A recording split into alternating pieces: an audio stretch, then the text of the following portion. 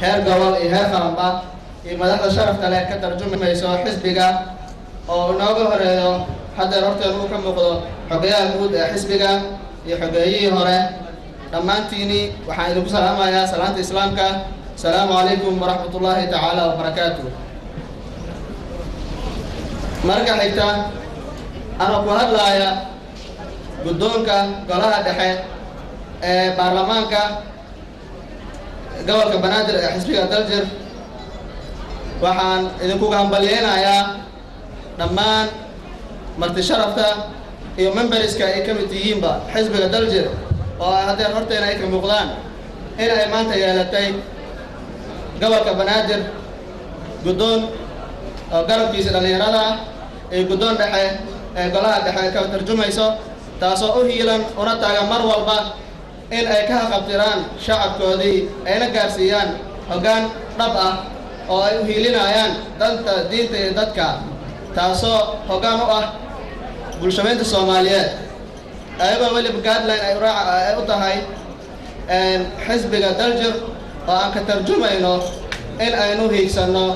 hoggaankeedii fog saan ku heli lahaynay taasoo ka tarjumayso misana ay ku dheehan tahay doorasho xur ah saan ku gaari lahaynay iyo qof u qalma inaan u dooranno xilalka mustaqbalka dhow insha allahu tacaala. midda xigta ana waqtiga ay haayaan waxaan aad u codsan lahay dadweynaha ka soo qayb galay fursadoodana siiyey xafladan quruxda badan garabka dhallinyarada gobolka banaadir oo ay kaga hadlaayeen waxqabadkoodii iyo doorashadoodii inkastoo oo intay dhalan tahayba ay maalin lagu maalmood ay tahay aan rajaynayno inay la garab taagnaadaan oo ay ka tarjumaan iyaguna ay sheegtaan baahidoodii annaguna waxaan u taaganahay mar walba in aan ka tarjumno muwaadiniinta rabitaankoodii sida higsiga xisbiga uu yahay uu ku shaqeeyo rabitaanka shacabka waana xisbi wadaniyeed taasoo ka tarjumaysa inay hoggaan ka noqoto dalkeeni ayadoo higsanaysa weliba priority-ga koowaad ay siinayso dhalinyarta horteena ka muuqda iyo kuwa ka maqanba insha allahu tacaala.